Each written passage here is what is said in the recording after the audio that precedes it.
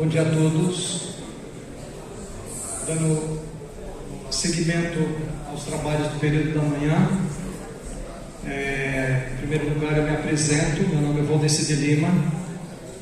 Eu sou aluno do curso de Teologia aqui da Faculdade de São Bento. E nesse momento estou representando aqui o corpo discente. Dando sequência, eu chamo para compor a mesa o professor Jonathan Tissotti, que ele é coordenador do curso de Filosofia.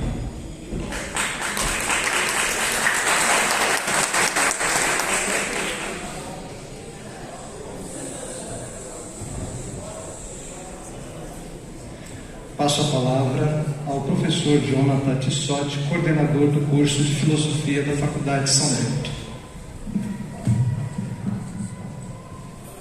Bom dia a todos, novamente. Eu peço que quem for assistir a palestra, por favor, se achegue ao auditório e que... Bom, estamos em mais um dia do nosso evento. Hoje é o terceiro dia do mini curso do professor Eduardo Wolff sobre a ética, sobre o método na ética de Aristóteles, e eu gostaria de chamar o professor então para fazer parte da mesa. Por favor, professor Wolff.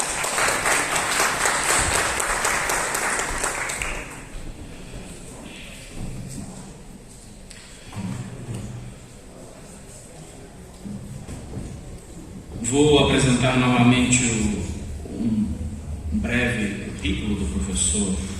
O currículo não é breve, eu que vou abreviá-lo, caso vocês ainda não o tenham memorizado. O professor Eduardo Wolff é professor de Filosofia Antiga na Universidade de Brasília, professor orientador de mestrado do Programa de Pós-Graduação em Metafísica da Universidade de Brasília, PPG em Metafísica da UNB, e pesquisador da Cátedra Unesco Arcai sobre as origens do pensamento ocidental, além de membro do Grupo de Pesquisa de Filosofia Antiga da Universidade de São Paulo, USP. É bacharel em Filosofia pela Universidade Federal do Rio Grande do Sul, mestre em Filosofia pela Universidade Federal do Rio Grande do Sul, com estágio de pesquisa na USP, e doutor em Filosofia pela Universidade de São Paulo, com estágio de pesquisa na Universidade Ca' Foscari. Lembrando a todos que a nossa semana acadêmica estará em breve toda disponível no nosso canal no YouTube, que já foi divulgado mais cedo. Se vocês procurarem Faculdade de São Bento no YouTube, é isso, professor? Também tem link no site. Também tem o link do canal. No site também há um link para esse canal no YouTube. Por favor, sigam-nos nas redes sociais e acompanhem e divulguem, sobretudo, o nosso canal, onde muitas atividades estão sendo colocadas paulatinamente lá. Atividades todas muito, muito interessantes. Tem também espalhado aqui no teatro QR Code, é só... Há espalhado pelo teatro o QR Code, e é só... Para acessar o YouTube? É só fotografar, né? É só usar o celular para fotografar para acessar. Então, vamos para o último encontro, o capítulo final desta novela, em que estamos todos eletrizados para saber, afinal, o que é o método de Aristóteles em ética. Eu acredito que estejamos num caminho parecido com aquela novela da longínqua, agora longínqua, a década de 90, a próxima vítima. O Eduardo está matando várias vítimas, né? Até o último capítulo. Aí no último capítulo a gente descobre afinal o culpado, né? O verdadeiro culpado por isso tudo, e depois disso, nos momentos finais, morre mais uma pessoa. Então vamos ver o que nos aguarda nesse último capítulo. Professor Eduardo Wolff, por favor.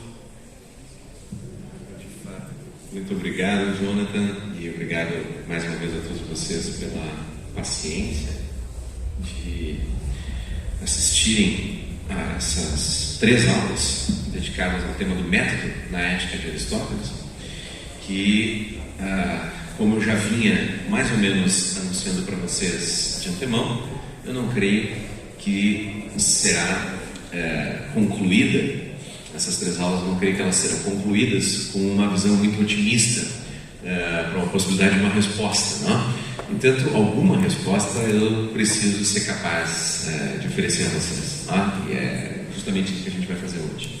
Como de praxe, eu vou começar oferecendo a vocês uma brevíssima recapitulação de ontem, da aula número 2, portanto, para que a gente entenda qual é o passo seguinte e que tipo de soluções eu posso me aventurar a oferecer no encontro de hoje, certo?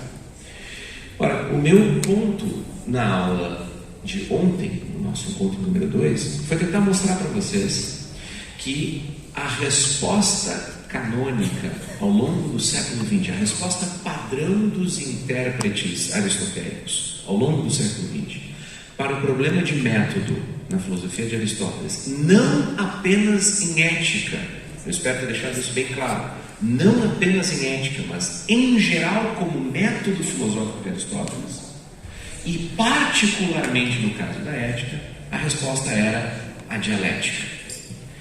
Só que eu também tentei mostrar para vocês que quando se tentava compreender, afinal de contas, o que conta como dialética, o que seria o suposto método dialético, nós nos deparávamos com um problema. E esse problema consistia fundamentalmente em reconhecer que ou bem você recorre ao texto de Tópicos, o tratado aristotélico dedicado ao exercício, treinamento, mas também com alguma função filosófica do debate entre 2 interlocutores em geral, mas não necessariamente supondo, né, este segundo interlocutor presente, de teses opostas e exames filosóficos que resultariam em alguma elucidação filosófica. Tá? Então, uma hipótese seria você voltar lá para os Tópicos e dizer que método dialético para Aristóteles é o que está exposto nos Tópicos. O que eu tentei mostrar para vocês é que aquilo dependeria fundamentalmente de você se comprometer com a ideia de que nos Tópicos Aristóteles define uma dedução, um silogismo dialético, como sendo aquele que parte de premissas apenas reputadas. As premissas têm reputação, elas são bem reputadas, elas têm boa reputação, quando elas são compartilhadas pela maioria, quando elas são compartilhadas pelos sábios, ou pelo menos pela maioria dos sábios. Vocês vão de concordar que isso é particularmente genérico, não é uma determinação, não é uma análise muito precisa. Afinal de contas, se eu digo que eu posso partir de premissas endoxásticas, né? Premissas reputadas, quando elas são compartilhadas pela maioria, então uma premissa inteiramente falsa do ponto de vista objetivo e factual, digamos, com relação a uma descrição do mundo físico, das constituições químicas das coisas. Se as pessoas compartilharem dessas hipóteses, dessas teses, essa premissa pode fazer parte, então, do meu raciocínio dialético. Isso é vago demais e prejudicial demais para quem quiser construir uma ciência, por exemplo. Mas isso pode ser resolvido com base em alguns outros esclarecimentos, como, por exemplo, dizer que Aristóteles está falando das opiniões reputadas no sentido de que são aquelas que são compartilhadas pela maioria das pessoas e, portanto, são dignas de você colocar como premissas num raciocínio para examiná-las. E, portanto, você pode eventualmente acabar corrigindo-as. Ok, só que aí você entra no problema de que essas premissas não podem ser aquelas que vão servir para as conclusões que vão operar no interior de uma ciência ou de alguma atividade do conhecimento, ainda que você não chame de ciência no sentido epistêmico forte de Aristóteles. Não havia problemas.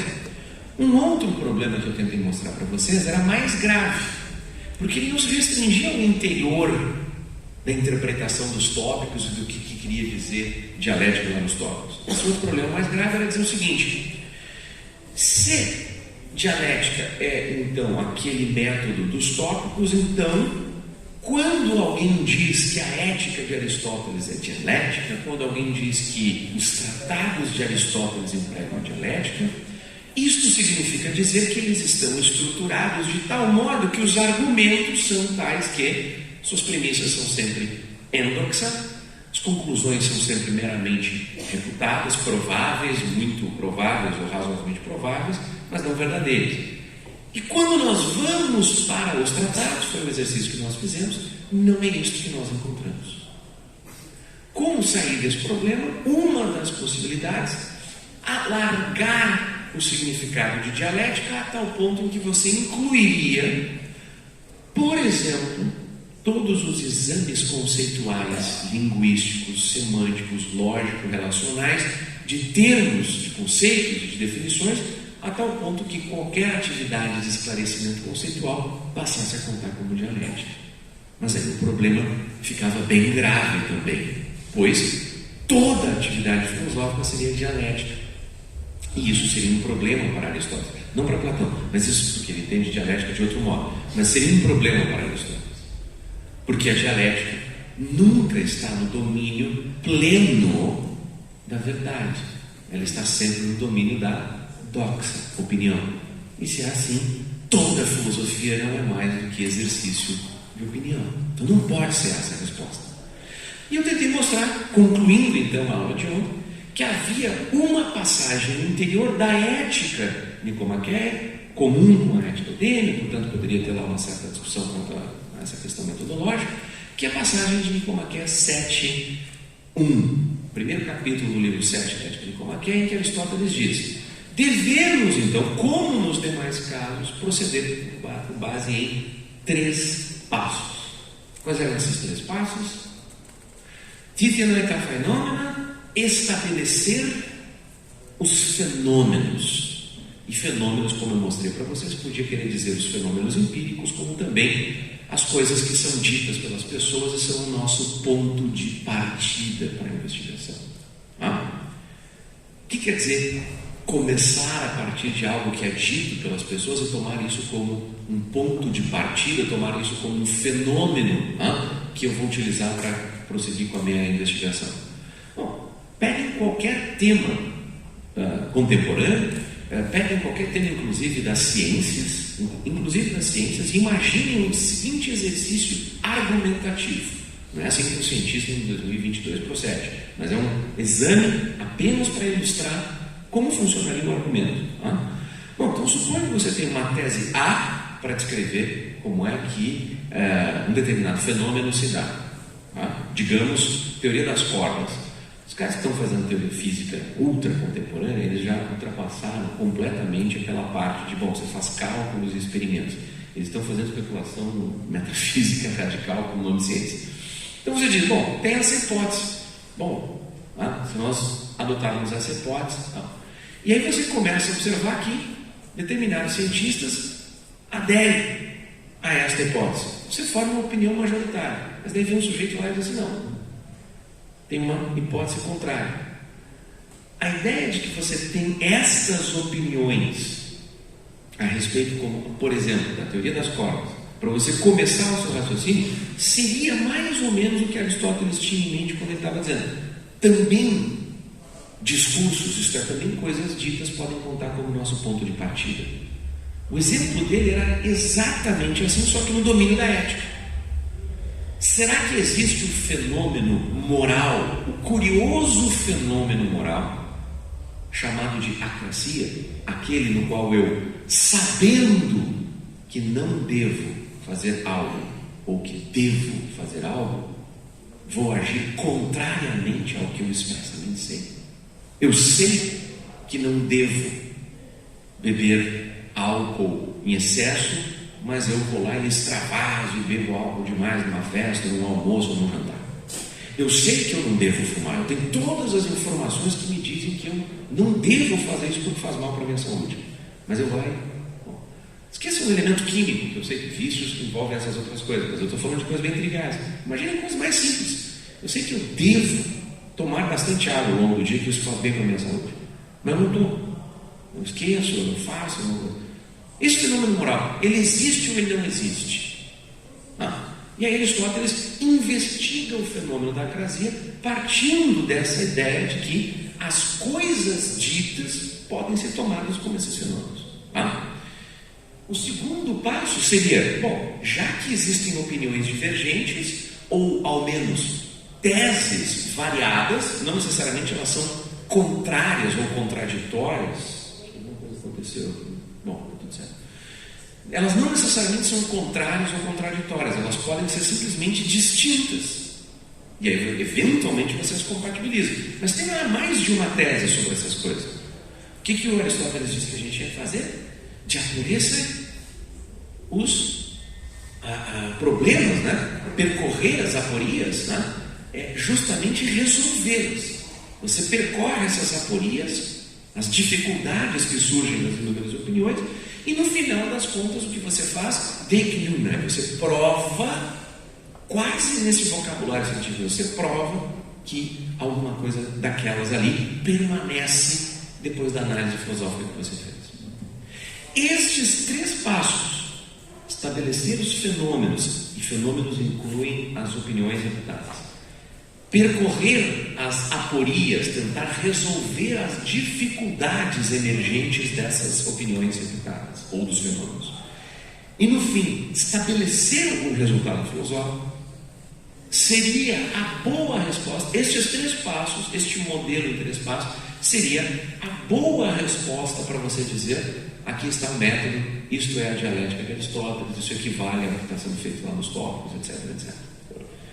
Como nós vimos, quando nós lemos o texto da ética, lá no livro 1, que é a parte que eu estou me concentrando para vocês, não é isso que é feito. Não, ao menos, não parece ser o caso, de que Aristóteles esteja procedendo nesta ordem argumentativa, de que sejam estes os passos necessários para você conseguir realmente investigar filosoficamente um assunto. E eu disse para vocês no final, e aí começo a exibição, né, o ponto de hoje, que uma possibilidade de sair desse dilema seria você buscar um outro modelo de investigação filosófica por parte de Aristóteles. E este outro modelo é o que eu estou chamando na aula de hoje aqui de um modelo da busca definicional. Parem para fazer agora a seguinte pergunta. Suponham que, em vez de se perguntar qual é o método da ética, suponham que vocês estejam se perguntando, afinal de contas, como é que eu descubro o que as coisas são? Se eu fizer esta pergunta, como é que eu venho a saber o que algo é? Eu estou operando num terreno extremamente neutro quanto a qualquer teoria sobre o que é filosofia, sobre qual é o método da filosofia, certo? Não estou me comprometendo com absolutamente nenhuma teoria interpretativa. Só estou dizendo o seguinte: pensem na pergunta: como eu descubro o que as coisas são? Se eu levo em consideração a importância dessa pergunta, e se eu agora olho para a história da filosofia antiga e vejo a sequência Sócrates, Platão, Aristóteles, eu fatalmente vou perceber que esta trindade, este trio, estabeleceu uma tremenda importância que foi depois legada para toda a história da filosofia, para exatamente esse tipo de pergunta: o que é X? O que algo é? Fazer filosofia em última instância estava umbilicalmente associada, estava de maneira assim indissociável ligada à pergunta por o que as coisas são. Não simplesmente por dar descrições literárias das coisas ou míticas, tampouco por dar explicações formalizadas. O essencial, o fundamental era: ser capaz de dizer o que algo é. E quando você vai pela seara, pelo caminho de ser capaz de dizer algo é, você se depara com uma série de dificuldades, pois não basta. Por exemplo, se eu pergunto ao Jonathan o que é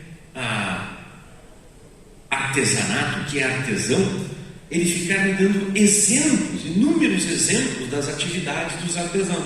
Por exemplo, fazer miçangas, fazer sandálias, fazer roupas, não serve.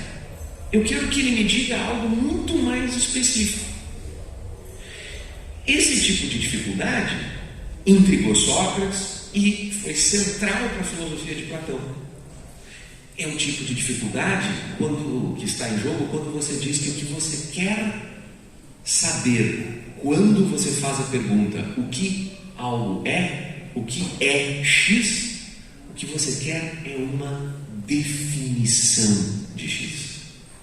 Se eu pergunto o que é virtude, eu não quero que me deem exemplos das virtudes. Eu quero que me definam o que é virtude. E o ensinamento que já vinha lá de Sócrates era justamente definir as coisas nesses termos, dizer aquilo que é próprio daquela coisa que está sendo definida e é comum a todos os casos daquela coisa.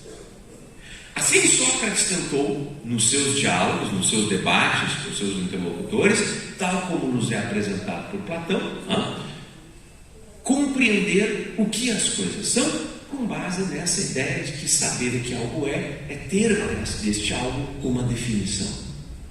Não será diferente com Platão, mas o ponto é que justamente nós passaremos a ter uma elaboração maior desse procedimento, é justamente com Aristóteles. E esta pergunta é uma pergunta que percorre toda a atividade filosófica de Aristóteles. Quando você está fazendo a física, o exemplo que eu dei para vocês era o que é natureza, physis. E eu ainda citei outros conceitos, o que é o movimento, ou a mudança, o que é o espaço, ou o que é o vazio.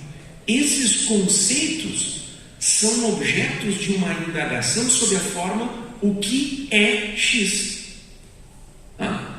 E dar uma resposta a isso não era listar características genéricas, não era dar exemplos de coisas que serviriam de casos para esta busca que eu estou fazendo. Dar uma definição era dizer algo de maneira mais encorpada que explicasse o que aquela coisa é, o que é natureza, o que é movimento, ou, para sair do exemplo da física, quais eram os exemplos lá da ética que nós estávamos investigando, o que é o bem humano, o que é a felicidade, a eudaimonia, o que é virtude. Portanto, se você levar em consideração comigo aqui, sem teoria nenhuma na cabeça, simplesmente a seguinte questão: fazer filosofia está, para os gregos, associado a fazer uma pergunta da forma o que as coisas são, o que algo é, o que é X. Fazer essa pergunta era fazer uma pergunta muito refinada. Gradativamente ela foi se refinando cada vez mais do ponto de vista teórico. E quando nós chegamos a Aristóteles, tem uma razoável e elaborada teoria sobre o que é dar respostas de tipo definicional. E se você agora me acompanhar em um passo a mais e reconhecer que quando eu leio a Ética Nicomaquéia, um tratado de ética, de filosofia prática, não é investigação teórica, mesmo ali, o que está sendo feito é perguntar-se o que X é, o que é X, em que X é bem, felicidade, virtude e outros conceitos. Você agora pode perguntar o seguinte: será que eu não vou descobrir algo sobre o método da ética? O método de obter respostas em ética?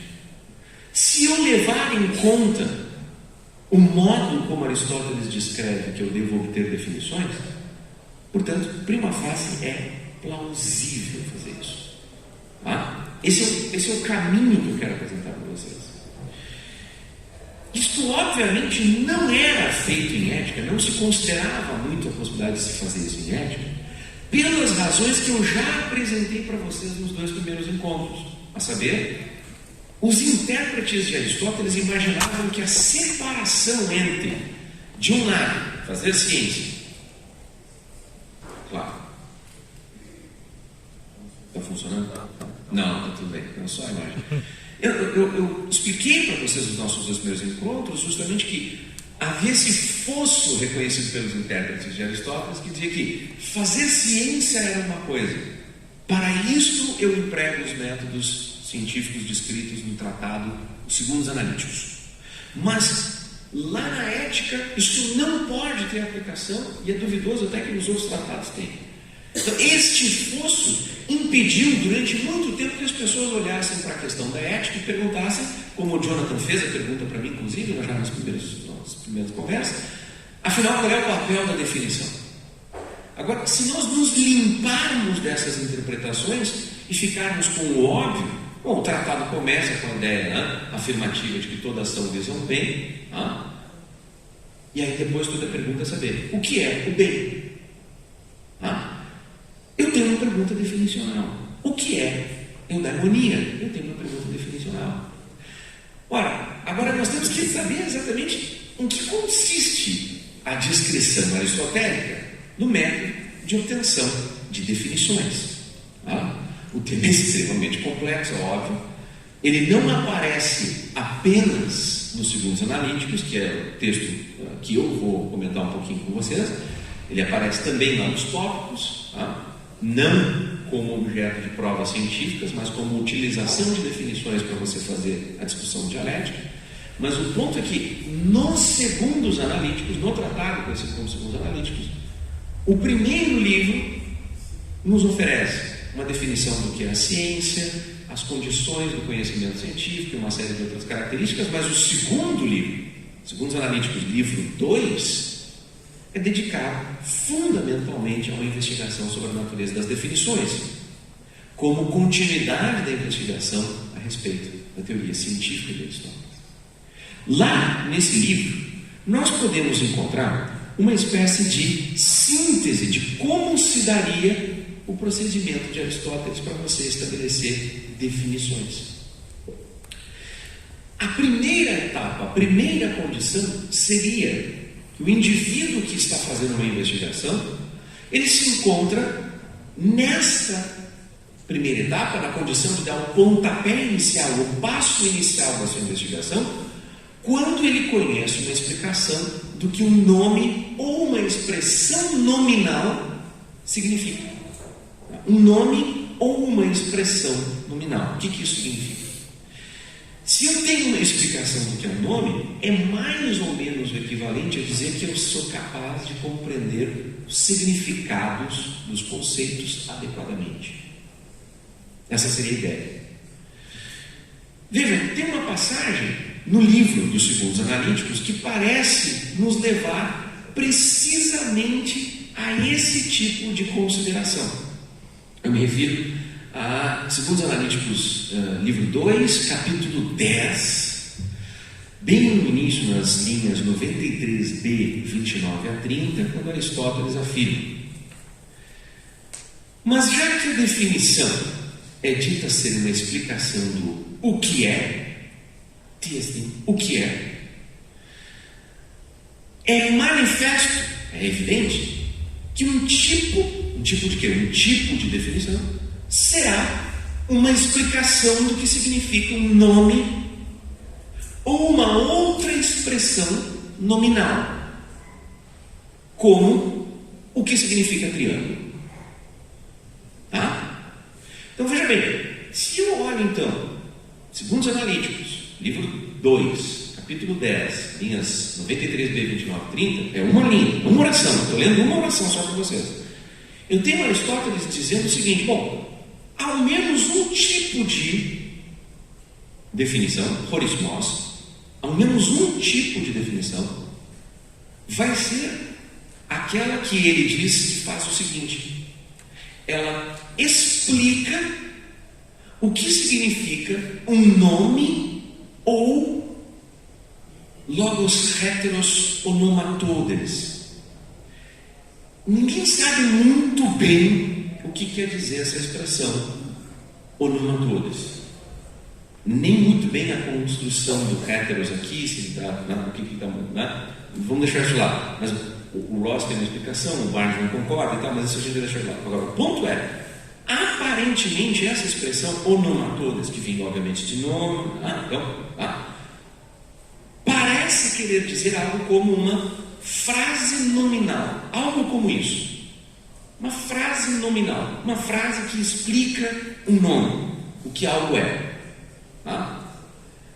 Por isso, o finalzinho dessa oração, uma linha nós estamos dando, uma oração, parece ser realmente elucidativo. Parece ser como o que significa triângulo. Quem sabe o que significa triângulo não sabe nada de teoria matemática, não sabe nada sobre a existência de triângulos no mundo real, não sabe se triângulos são criações ou se são entidades reais. Você não tem nenhum compromisso com o realismo matemático, o intuicionismo, você não tem nada. Você sabe o que um nome significa. O triângulo é uma figura geométrica de 3 ângulos. Você sabe isso. Você sabe dar apenas a explicação do nome. Ora, aparentemente, isso significa que Aristóteles reconhece que uma etapa necessária para você começar a sua investigação é ter este tipo de definição, a saber, definições nominais. O que os termos significam? O que os conceitos querem dizer?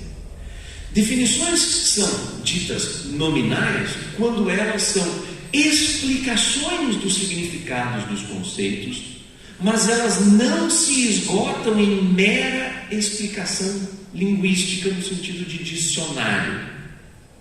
Não é uma definição nominal aquilo que você diz, olha, as pessoas dizem que justiça é a lei do mais forte. Isso não conta para Aristóteles como uma definição nominal, conta como uma opinião das pessoas acerca de um tema, portanto pode ser uma opinião comum, compartilhada, mas não é uma definição nominal. A definição nominal se aproxima dessa ideia de capturar o que é algo, só que ela captura este o que é algo, esse testing da pergunta definicional, por meio da ideia de dizer o que significa aquilo. Ora, se esta é a primeira etapa, isso significa que invariavelmente para eu começar a minha investigação, o primeiro passo a ser dado é um conjunto de esclarecimentos conceituais que me municiem, pelo menos, de definições nominais. Essa seria a hipótese. Agora, uma vez que eu satisfaça essa primeira etapa, uma segunda etapa se faz presente, que é quando o indivíduo sabe que aquilo que é significado pelo nome ou pela expressão nominal, esse onomatodes aqui, de fato existe. Você pode muito bem ter uma definição, de triângulo sem saber se triângulos existem. Se você for submetido ao ensino matemático do ensino brasileiro, por exemplo, é possível que você não saiba que um triângulo existe. Não tem nem definição nominal do triângulo. Não? Brincadeira. Vou dar um exemplo óbvio, que é um exemplo de Aristóteles. Suponha que eu descreva para vocês uma figura que eu vou chamar aqui de um bode servo. E aí eu digo para vocês, o que é um bode servo? Esta é a expressão composta que eu estou utilizando, que nem tem a expressão cavalos marinhos. Eu digo, bode servo é o quê? Bode servo é um tipo de animal que tem características parciais de um bode e características parciais de um servo. Dou a descrição. Certo? Suponha que eu até especifique mais essas descrições. As características de bode são x, y, z, as de servo são tais. Ok. Isso me compromete a saber que existem bodes servos no mundo? Não, mas eu sei explicar o que o termo significa. Ora, eu não estou inventando nada de filosoficamente muito abstruso aqui ao utilizar o exemplo de Aristóteles. Pensem no conceito de unicórnio. Nós sabemos o que significa o conceito unicórnio, sabemos inclusive descrevemos. O conceito de a figura mitológica, me fugiu a palavra agora, o Minotauro, a figura do Minotauro. Não sabemos o que é isso. No entanto, ter uma explicação do que esse nome significa ainda não serve para eu poder fazer a minha investigação. Por quê? Porque eu não sei se existe esse negócio. E no nosso caso, eu estou usando exemplos míticos justamente para ficar claro, esses objetos não existem no mundo. Unicórnios, centauros, minotauros, etc. e tal. Não existem essas figuras. Muito bem. Agora, suponha que eu diga para vocês que, caso você tenha um nome, uma definição nominal adequada, você também terá, por conta do que a definição nominal lhe dá, um certo conjunto de informações que permitirão a você investigar no mundo se existem ou se não existem esses objetos. Suponha que, por exemplo, a definição nominal diga que triângulo é uma figura geométrica com 3 ângulos, que você, construindo triângulos com o seu professor de geometria, ou observando figuras geométricas expostas para você, você diga, aqui tem 3 ângulos, ali não, aqui tem. Mais ou menos a sugestão é que da primeira etapa para a segunda etapa da investigação, você adquire novos conhecimentos graças ao que foi fornecido na anterior.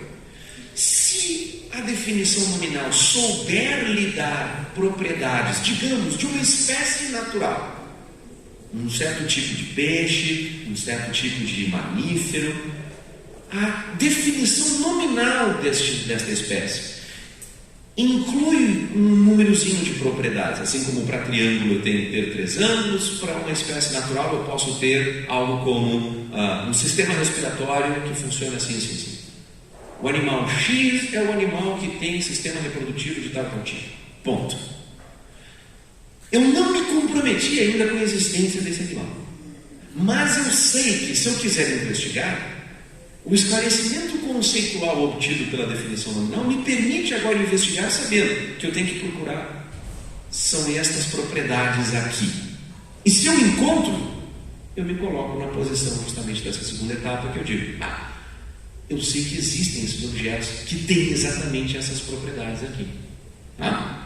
Ora, de posse dessas informações agora, eu chego na terceira etapa de obter uma definição real, não uma mera definição nominal.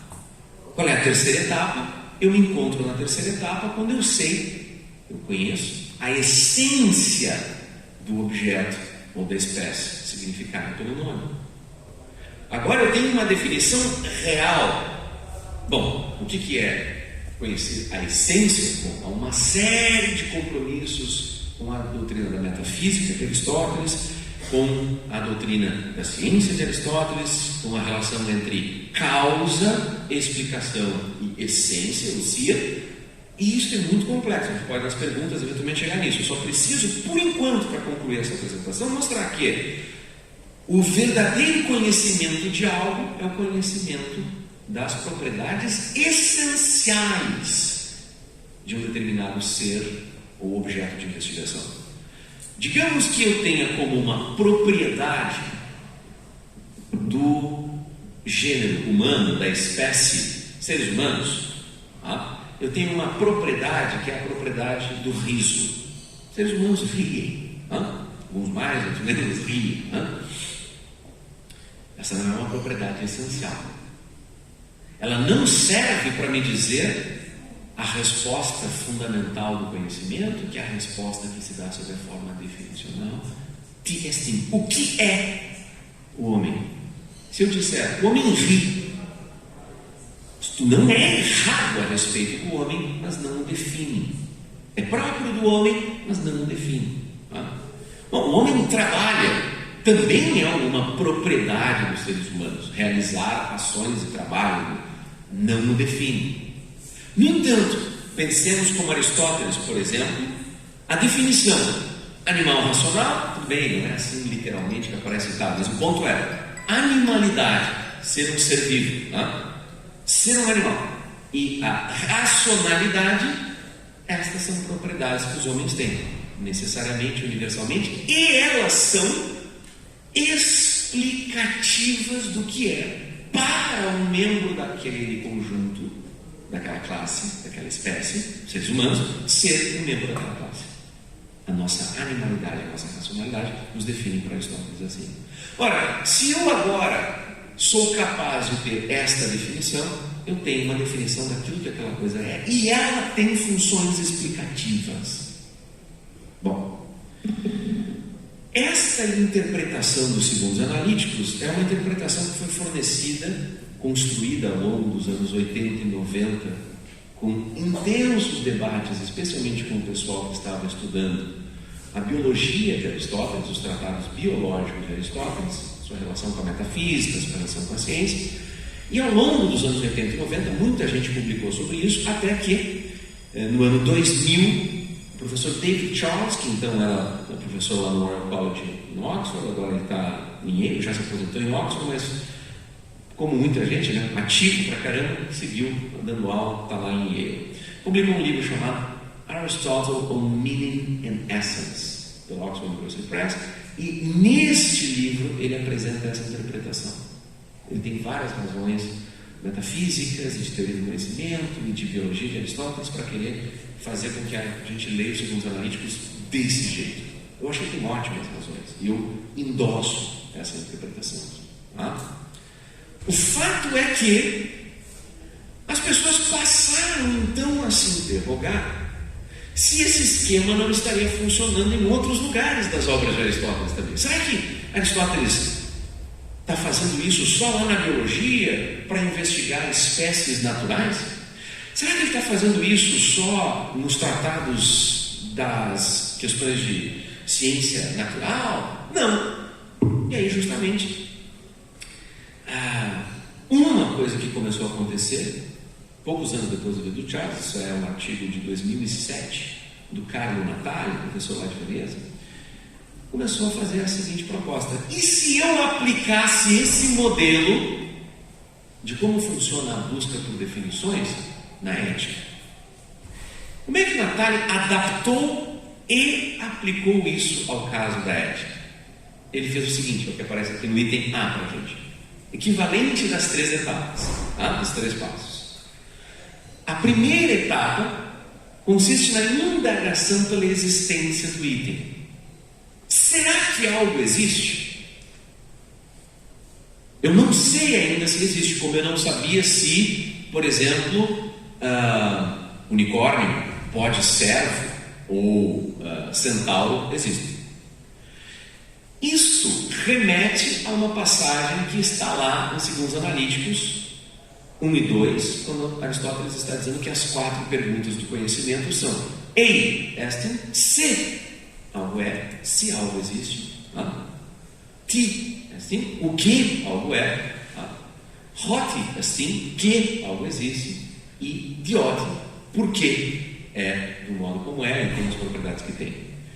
Então, responder a pergunta se algo é ou existe, ou tem um predicado definicional X ou Y, é uma pergunta fundamental, prioritária. Ela atende aquilo que eu estou chamando aqui no vocabulário deles de regra de prioridade para eu continuar a investigação.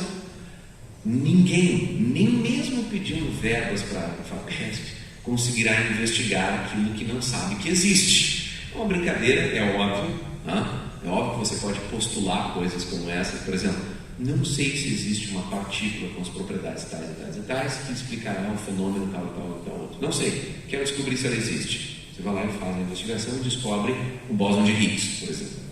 É óbvio. Mas o que Aristóteles está nos chamando a atenção é: há uma regra de prioridade.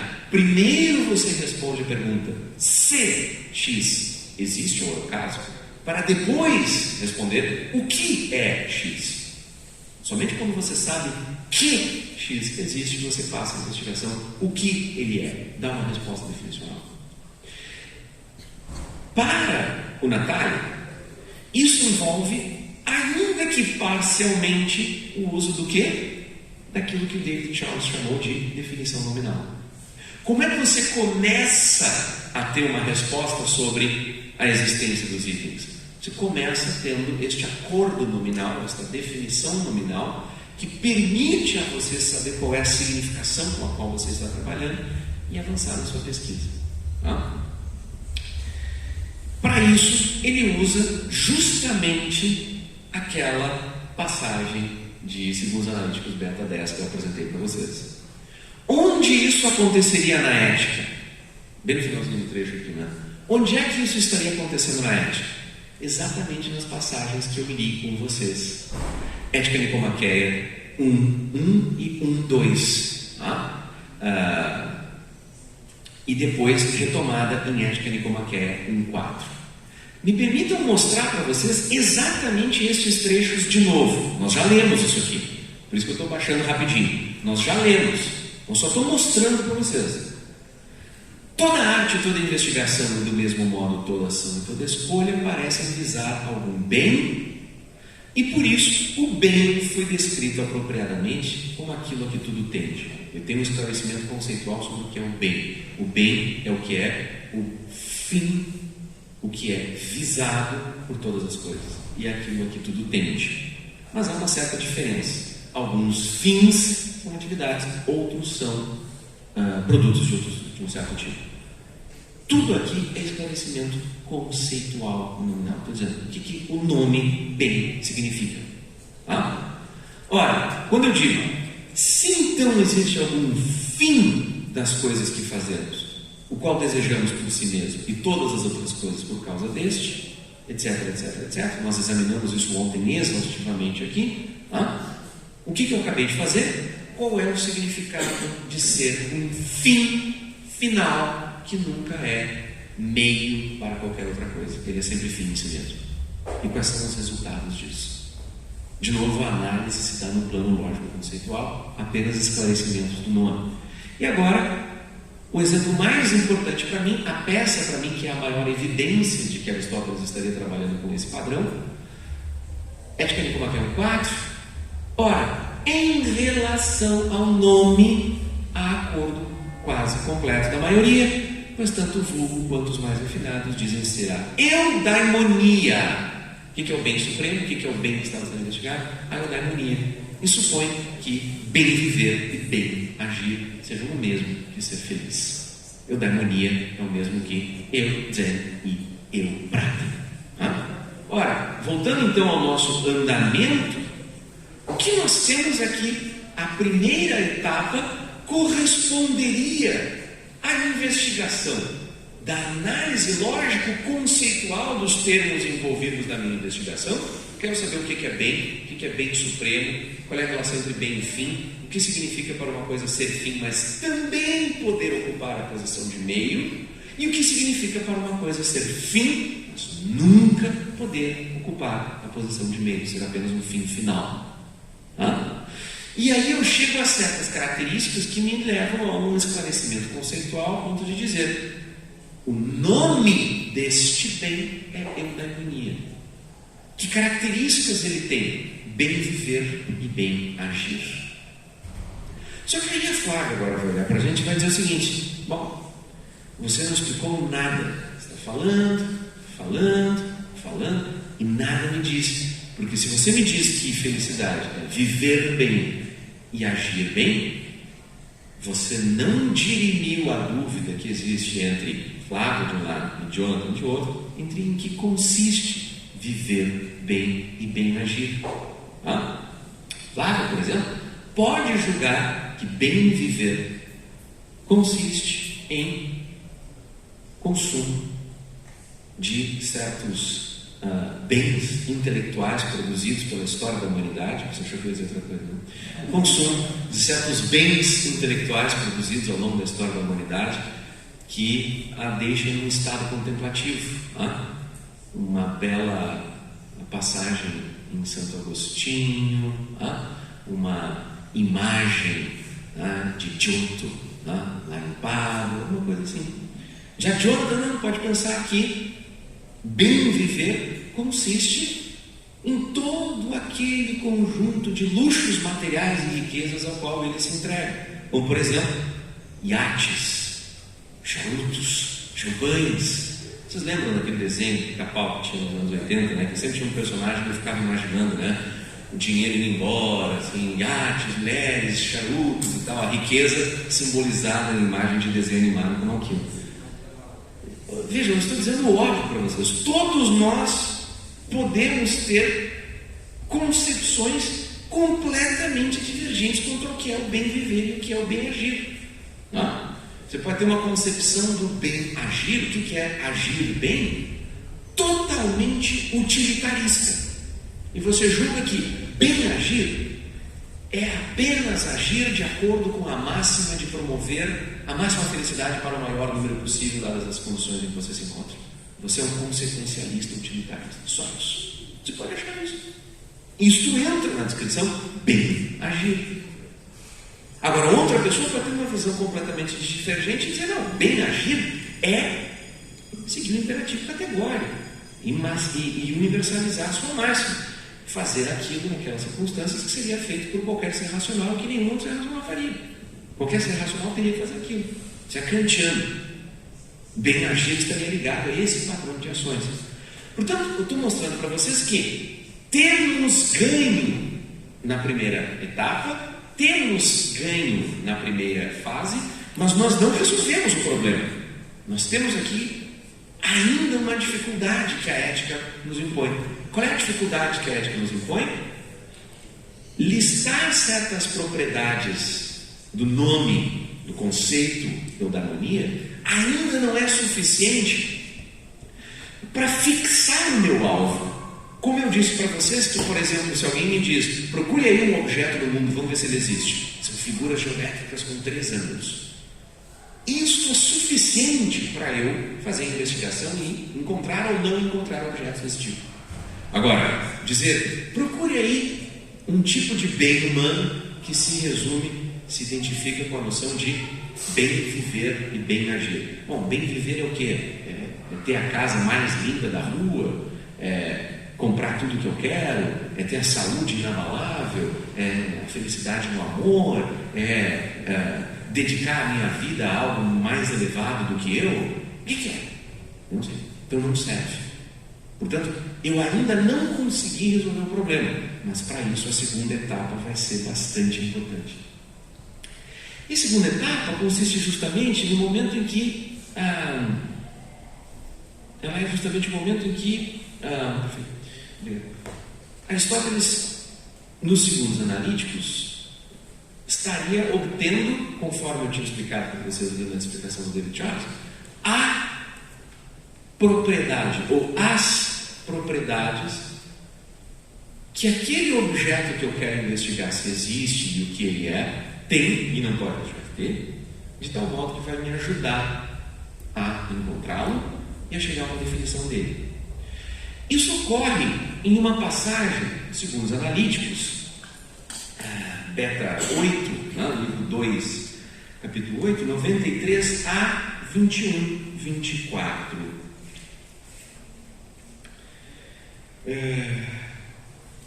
E justamente nessa passagem,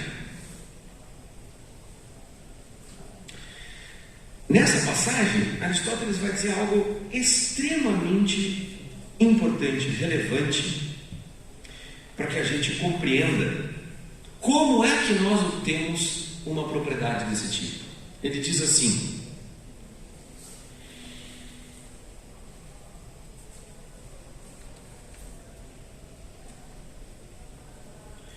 Hot est adunatun gar eidenen ti estin.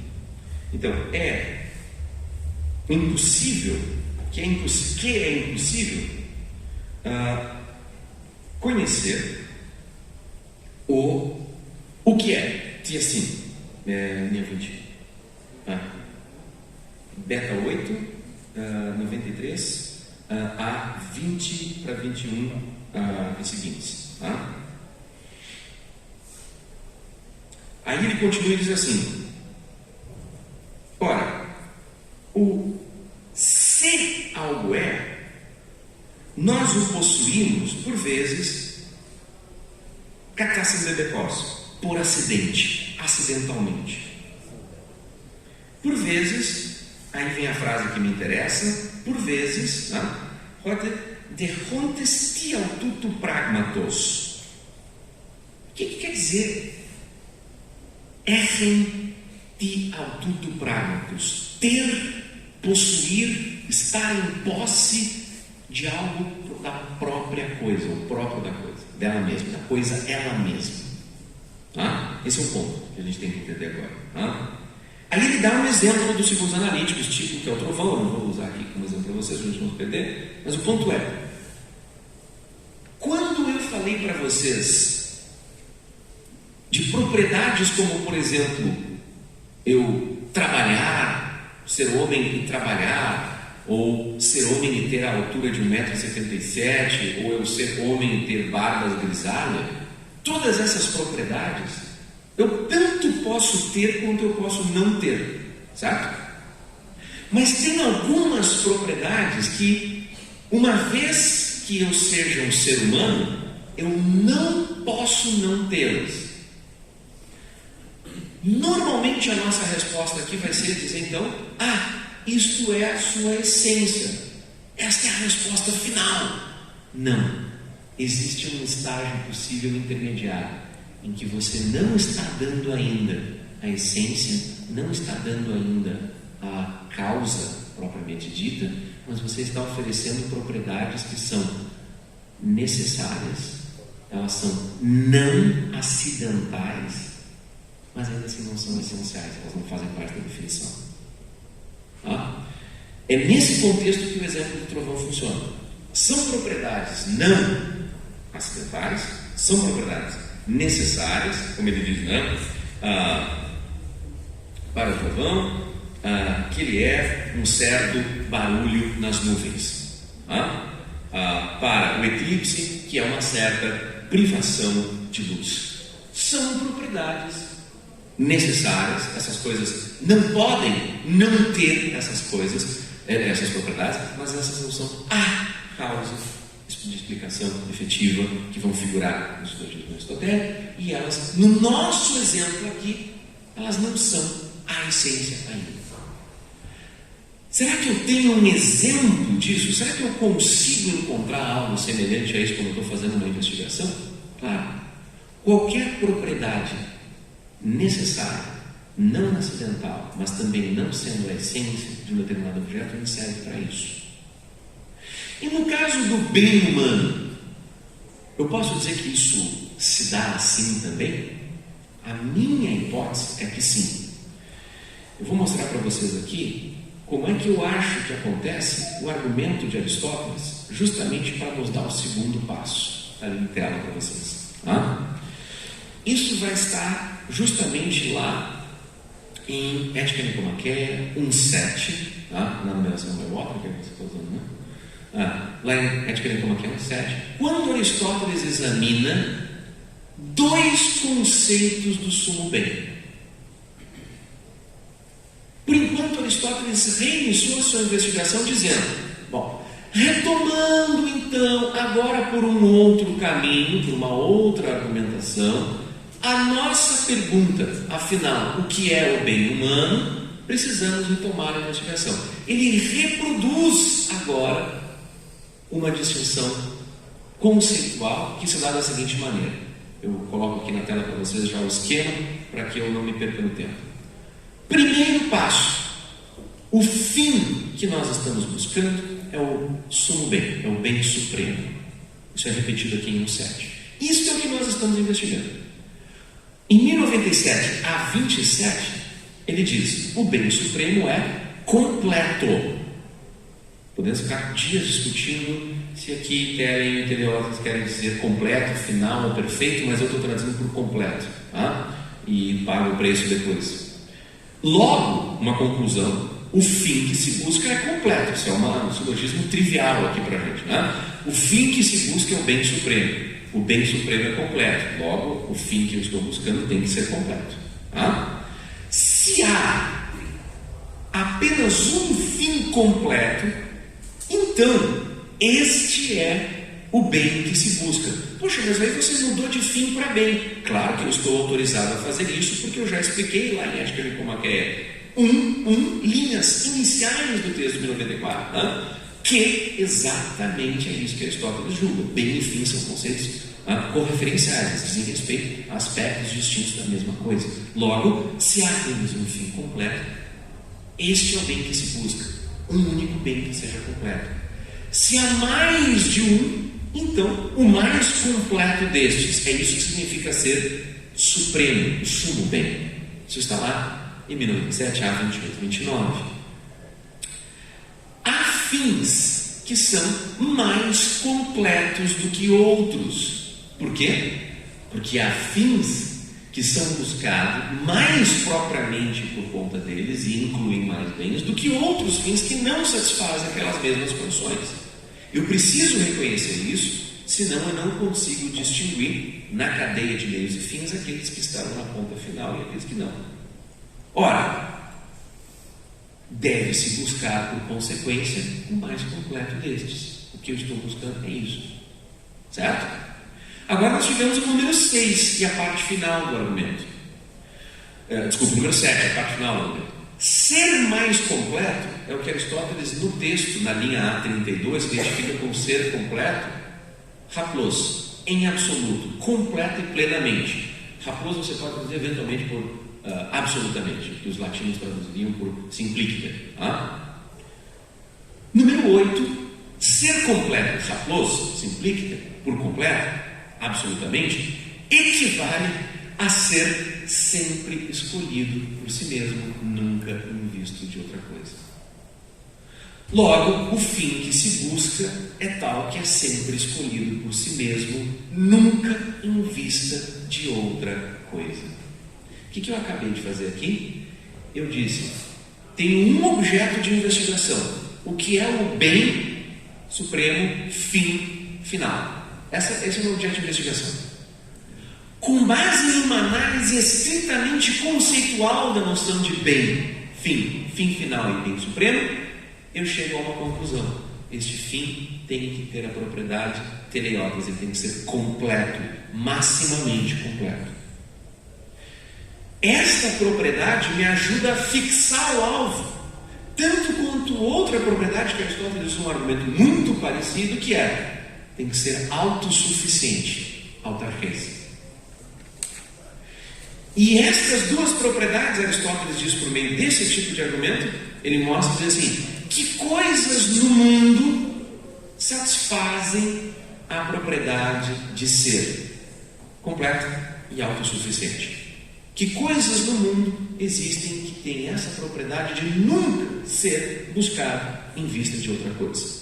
E é sempre autossuficiente, de tal modo que quem tem, não tem nada faltante. O nome disso a gente já sabe, Aristóteles agora tem mais do que um nome, Aristóteles tem uma prova argumentativa, conceitual. O nome disso é felicidade, eudaimonia. Eudaimonia é a coisa que ocupa a posição de ser sempre completa, de tal modo que satisfaz a conclusão 9 em Conchetes, nunca é escolhida em vista de outra coisa, sempre escolhida em vista de si mesma. E felicidade, eudaimonia, é aquilo que satisfaz a condição de ser autossuficiente. Quem tem eudaimonia, quem é eudaimon, não carece de nada. Ora, eu satisfiz a etapa 2, eu agora consegui cumprir o passo de obter propriedades que são propriedades não acidentais da felicidade.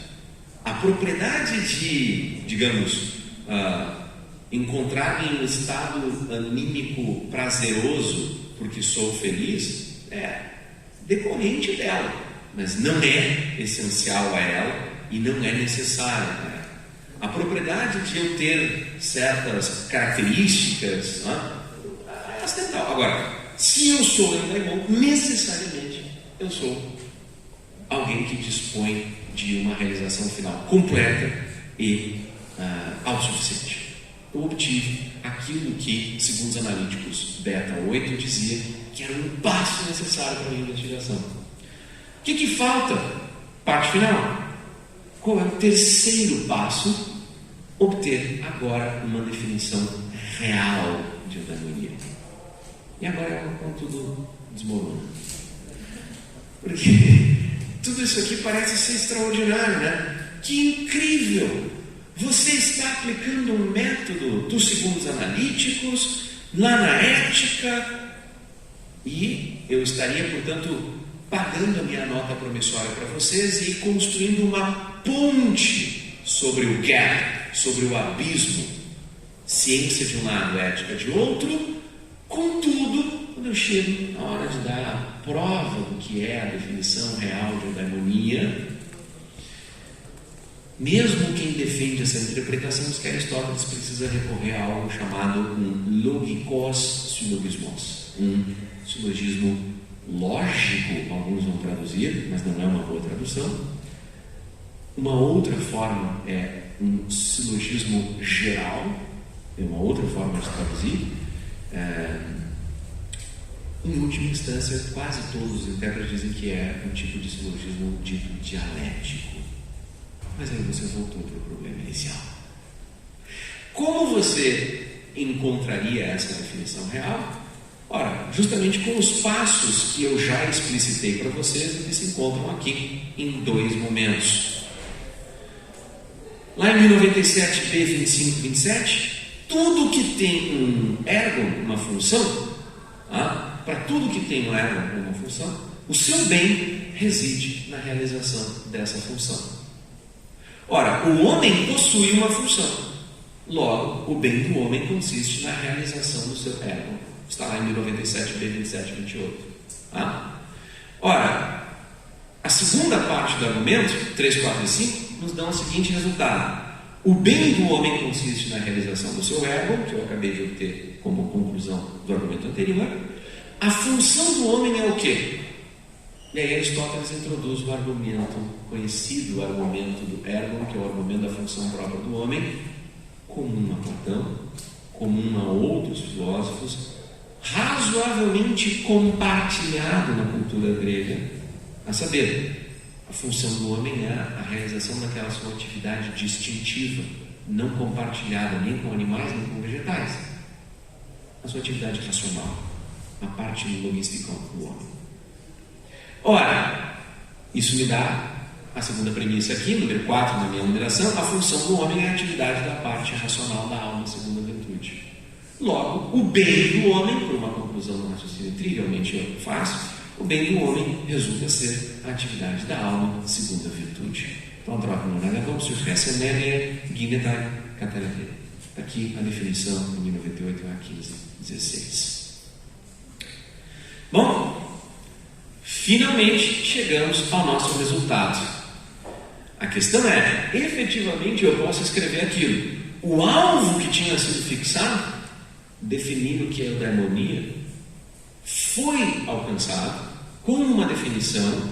Essa definição agora me deu propriedades necessárias, universais, não acidentais e essenciais, no sentido de que sem isso eu não sei o que é eudaimonia. Sem ser atividade da parte racional da alma, segundo a virtude, acompanhada de virtude, não tem nada aqui para eu definir eudaimonia. Efetivamente. Eu posso defender a minha leitura que purgou quase todos os passos aqui de elementos dialéticos? Posso. Mas quando chega no final, eu me deparo com o fato de que Aristóteles precisa reivindicar um argumento que, mais uma vez, é uma espécie de, ou bem, tese comum em geral da filosofia grega antiga do seu tempo, de Platão em particular, ou bem, é uma tese antropológica, o que dá resultados também bem ruins. É uma tese antropológica, uma tese acerca da natureza do homem, não provada ali, nem em nenhuma outra parte. E aí o método fica mais ou menos abalado. Bom, mas então qual é a sua conclusão? Afinal de contas, qual é o método em ética? A minha resposta é uma resposta dada por Albert Camus no seu livro O Estrangeiro, e é um trecho citado por Bernard Williams como epígrafe do seu livro Ethics and the Limits of Philosophy. Ele diz assim: "Quand on n'a pas un caractère, on se doit une méthode. quando a gente não tem um caráter, a gente se dá um método. O que isso quer dizer? Isso quer dizer o seguinte: todo esse problema do método que eu tentei expor para vocês mostra uma questão geral extremamente importante para compreender o procedimento filosófico de Aristóteles. Aristóteles é altamente sensível à necessidade de você ter métodos diferentes em contextos de investigação diferentes. Se você aceita isso, você não pode querer encontrar um único método válido universalmente para todo o entendimento filosófico de Aristóteles. Número 2. O método da ética de Aristóteles é sim distinto do método empregado nas ciências, tal como descritas nos segundos analíticos. Porém, há características do método que Aristóteles diz que serve para fazer uma ciência, mesmo lá nos segundos analíticos, há características que são indissociáveis de todo o empreendimento filosófico.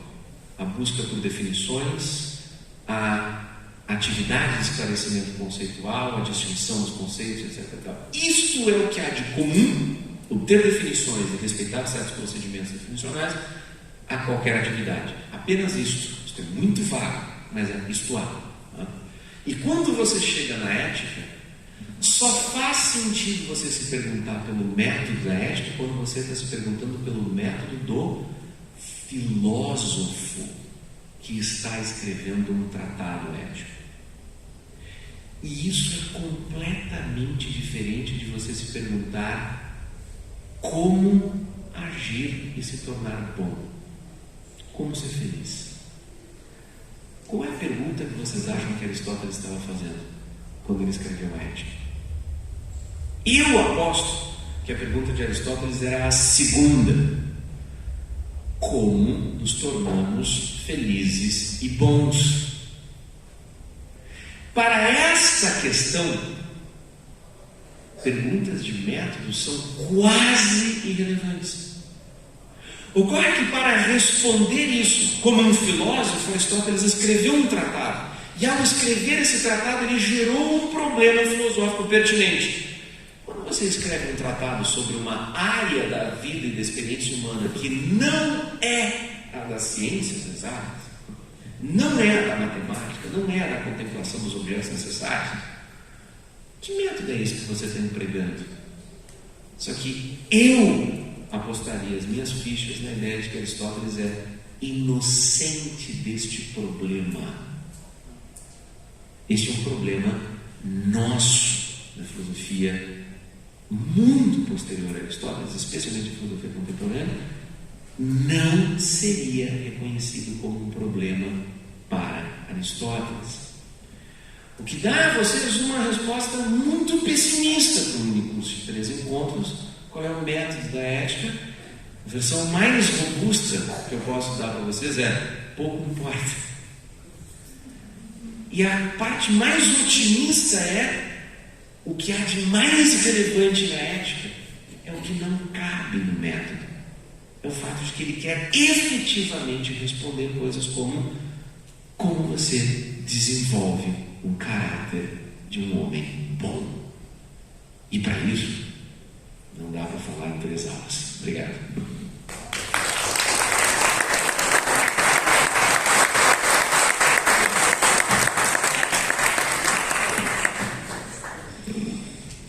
Professor Eduardo Wolff, muito obrigado pelas suas explicações. Certeza que esse assunto não se esgota aqui e nunca vai se esgotar. Passo a palavra agora ao professor Jonathan Tissot, coordenador do curso de Filosofia da Faculdade de São Bento.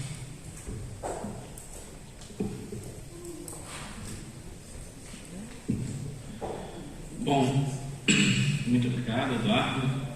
Quando você falou que ia responder uma citação de... Quando você falou que ia responder com uma citação de Camus, pensei que seria outra citação, Aujourd'hui, Maman é morta, porque de fato sobrou o cadáver. Sobrou o cadáver.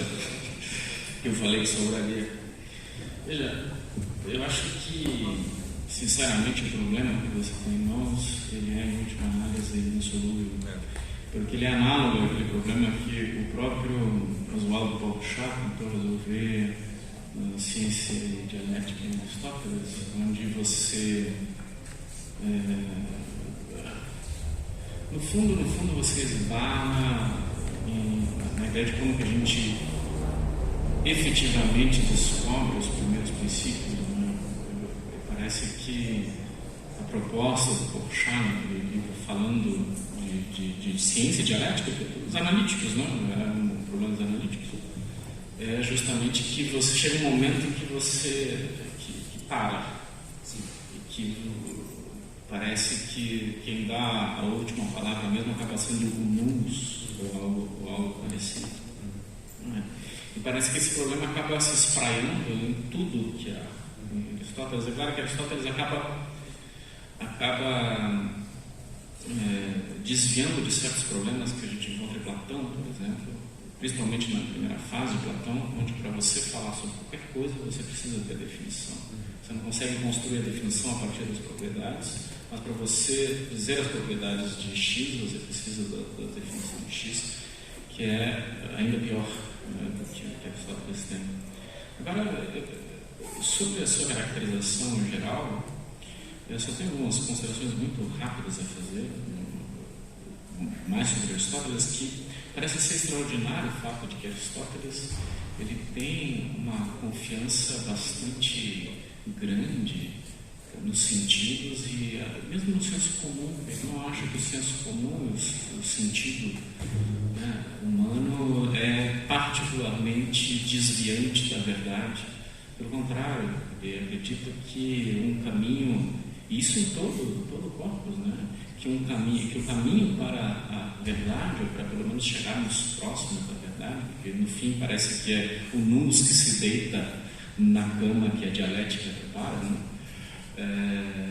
Passa em todas as áreas, na metafísica, na física, na ética, passa pela apreciação falando agora em termos mais contemporâneos, do senso comum, né? Ou seja, das opiniões que você encontra entre os seus pares, não necessariamente os mais reputados, mas preferencialmente os mais reputados. Eu tenho algumas questões a fazer, mas são questões muito, muito pontuais sobre algumas passagens que eu estou curioso para saber qual é a sua resposta. Mas antes, eu gostaria de... Você não estava no primeiro momento, mas eu gostaria de falar que há uma certa proximidade. Eu não consigo ver se o padre Pelayo ainda está por aqui, que ele havia feito algumas considerações sobre Agostinho, sobre a ordem dos desejos, a ordem do amor. E a gente vê que certos elementos filosóficos eles permanecem por muito tempo, não? E é possível ver reflexo em Agostinho de algumas dessas questões aristotélicas, não é? Sobretudo uma hierarquia de fins em termos aristotélicos, não é? Sobre a ideia de completude, de perfectibilidade, sobre aquilo que pode ser desejado em si mesmo, em contraposição àquilo que é desejado apenas como um meio, e o fato de ser um meio não quer dizer que não seja algo muito nobre. Eu tenho uma particular dificuldade de entender o que esses sinos que tocam em horários que eu não compreendo muito bem significam. Eu achei que era meio-dia. Não é meio-dia. Você conhece o livro das horas. Eu não sei. E eles são sinos diferentes que eles vão tocando ao longo da manhã. Eu fico muito confuso, porque tem os sinos, a campainha da escola, alguém tocando um sino assim, eu nunca sei. Esse sim é das horas. Esse é o das horas. Não, mas que horas são? As horas meias, as orações do meio-dia. As horas, tá. Essas horas. Eu tenho que acompanhar os eventos com o livro das horas. Você está no mosteiro de São Luís. Mas eu ainda não. Eu já comprei Dom Camilo me presenteou com uma agenda monástica. Uma agenda monástica não, uma agenda de padre. Que tem os santos, tem muitos santos, tem mais santos do que dias. Agora, uma das perguntas que eu tenho que fazer é uma pergunta muito pontual, que está naquela passagem importante no livro 7, que é justamente no início da sua citação, que devemos, expondo os fenômenos, fenômeno, E nós temos ali um Hoster Epiton Alon, que eu confesso a você que eu não sei muito bem o que isso significa, ao que ele está fazendo referência com esse como epitonal, como em relação aos outros, como você sabe bem, o meu, os outros o quê? Né? Eu gostaria de saber se você tem uma leitura desse Hoster Epitonal, porque ele parece indicar que em outros lugares, suponho que na ética, ele está fazendo exatamente a mesma coisa. Ele faz coisas assim, mas se você tem um antecedente para essa posição, e se você quiser fazer qualquer outra consideração sobre o que eu falei sobre o Porchat e tudo mais, e sobre o problema em geral, onde é que está? Não, obrigado, Jonathan. Tem uma passagem, efetivamente, que me interessa nisso, que é uma relação que essas interpretações de Aristóteles como sendo profundamente dialético, né? Como é que elas chegaram a se formar como tão consensuais assim, uma vez que aparentemente como coisa tão moderna assim, uma vez que quando você olha lá para o século XIX, né, tinha já no século XIX um conjunto de intérpretes que estavam trabalhando Aristóteles como um filósofo do senso comum. A filosofia do senso comum, eu estava justamente buscando aqui o que eu escrevi sobre isso, isso me espanta muito. Então, esse é um ponto muito bom, por qual eu espero ter alguma coisa a dizer em breve, a partir do que eu já escrevi. Exatamente. Agora, sobre a passagem de 7.1, efetivamente, Dende, Hoster Epitonal, Titentas ta Phenomena, Cae Proton, Eporescentas, etc. A primeira alternativa que você tem é reconhecer que Aristóteles utiliza essa expressão e variantes dessa expressão em outros contextos, e por isso é uma espécie de descrição geral que ele faz quando ele quer dizer o seguinte: olha, como é nosso procedimento comum, como efetivamente deve ser feito, né? E portanto esse como nos outros casos refere-se em geral ao modo de proceder em filosofia. Essa interpretação bem abrangente que algumas pessoas tentaram fazer. Eu gosto muito, faço até em homenagem aqui, né, faleceu recentemente o professor John Cooper, na Universidade de Princeton, que nós conhecemos. O Cooper, na análise que ele faz dessa passagem, ele tenta mostrar o seguinte: olha, não parece ser uma referência a nada que venha imediatamente antes da ética, e isso causa um problema, porque o livro 7º seria um livro comum, e portanto você teria que olhar para ou as discussões da prudência, ou as discussões da justiça, e ver se por acaso não parece ser nada comum a isso. E aí o outro modo seria você dizer o seguinte: bom, como nos demais casos, quase como nos demais casos de filosofia moral, de questões problemáticas moralmente como essas. E o que o John Cooper soube mostrar muito bem é que mesmo para você considerar o método descrito aqui, no que vem imediatamente depois, não é claro que é isso que está acontecendo.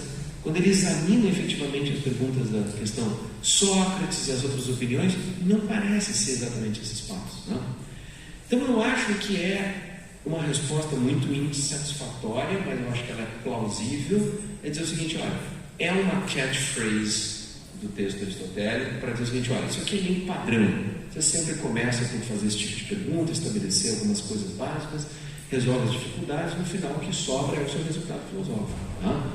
É meio uma catchphrase para dizer isso. Agora, eu concordaria com o Cooper que uma descrição precisa dessas perguntas, desses 3 passos nesta ordem, não ocorre nem imediatamente antes nem imediatamente depois aqui, o que nos deixa numa situação um pouquinho embaraçosa. A solução do Cooper foi o seguinte: bom, é uma descrição genérica de como você examina endoxa, opiniões imputadas.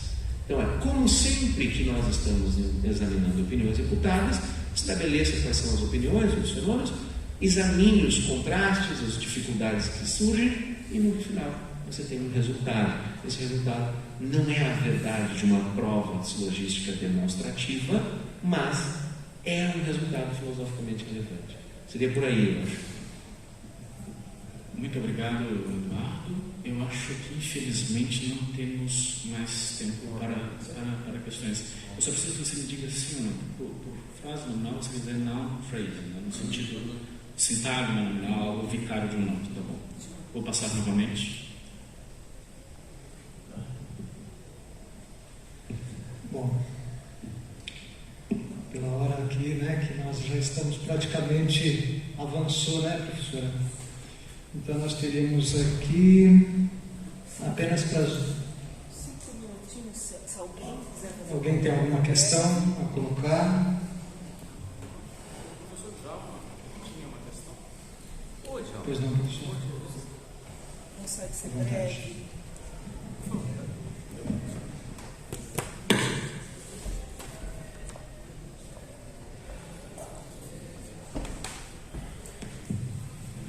Obrigado, professor Eduardo, prazer revê-lo.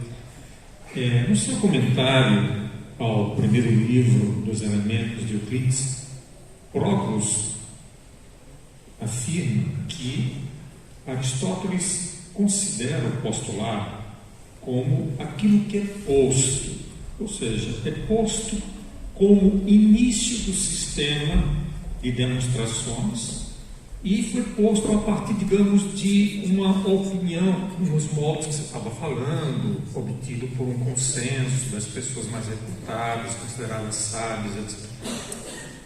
Já a modernidade vai entender o postulado como aquilo que é evidente por si. Um pouco na linha de Spinoza, que a verdade é índice de si mesma, coisas desse tipo. Eu gostaria de saber se, primeiro, isso que Proclus fala a respeito de Aristóteles, isso de fato se sustenta, e se há em Aristóteles uma possibilidade de pensar o postulado como algo que é evidente por si.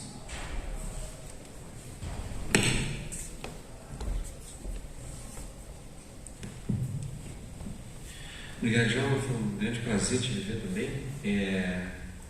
De fato, para Aristóteles, não estou me referindo ao livro de Euclides, tá? Estou falando dos elementos de Euclides, apenas Aristóteles. Né? Para Aristóteles, ainda que você reconheça alguma oscilação quanto ao uso de termos, tá? Que vão resultar depois em postulados e coisas do gênero, eles são claramente distintos de endoxo, opinião reputada. Então, no caso de um postulado, você pode apresentar como razão adicional para alguém adotá-lo, o fato de que, bom, é alguma coisa do gênero, mas isso, sob hipótese alguma, é o que torna aquilo um postulado, numa prova matemática. Nesse sentido, eu acho que era o movimento que eu queria evitar por uma razão importante para Aristóteles pelo menos, que é a seguinte: se você aceita que quando você está fazendo uma prova matemática, você usa como a língua grega usa, seja tal, tá? Ou então, digo por tal coisa, tá? Lego de, e aí vem alguma coisa. Se você disser que isso é uma mera estipulação e acordo consensual, sabe? Como é o comentário de Proclus que você está mencionando aqui, se você for por esse lado, as consequências seriam que os seus resultados seriam probabilísticos, seriam apenas dialéticos, não seriam provas matemáticas. Né? Então, acho que você precisaria manter em Aristóteles a ideia de que isso é uma marca da língua, mas não é mais do que uma marca da língua, e quando você dá como postulado para prosseguir uma prova em matemática, em geometria, tá? Esse uso linguístico não contamina o fato de que aquela é uma verdade em si e que pode ser provada ou por outro mecanismo, ou por outro argumento, ou por outra, ou é dependente de algum axioma, ou qualquer coisa do gênero. Eu acho que você teria que ter uma resposta que preservasse essa ideia. Você não poderia supor que porque você usa padrões linguísticos como seja tal, você está incorrendo em algo equivalente às opiniões reputadas e consensuais, etc. E tal. Eu acho que teria que ir por aí. Essa é a minha impressão. Obrigado pela pergunta.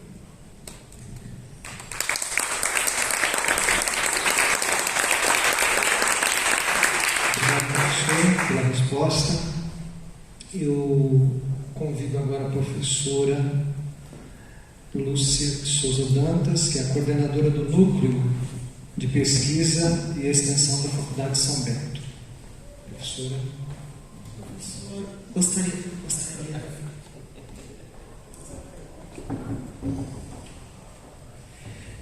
Gostaria, em nome da Faculdade de São Bento, agradecer a todos por poderem participar dessa semana e assistir esse excelente curso.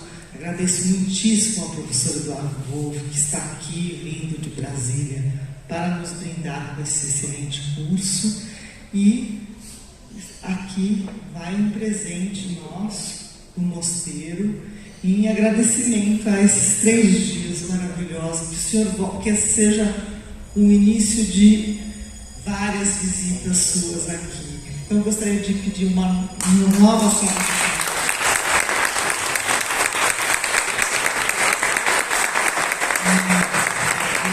Ressalto, então, que toda semana está sendo gravada, incluindo esse brilhante mini curso, que estará disponível no nosso canal do YouTube, para que vocês assistam novamente e indiquem para outras pessoas que não puderam estar aqui participar. Então, muito obrigada novamente.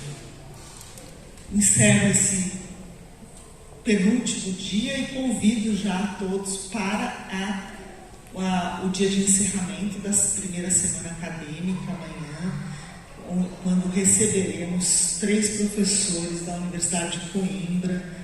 Então será uma manhã internacional de intercâmbio entre Portugal e Brasil. Então, até amanhã. Muito obrigada.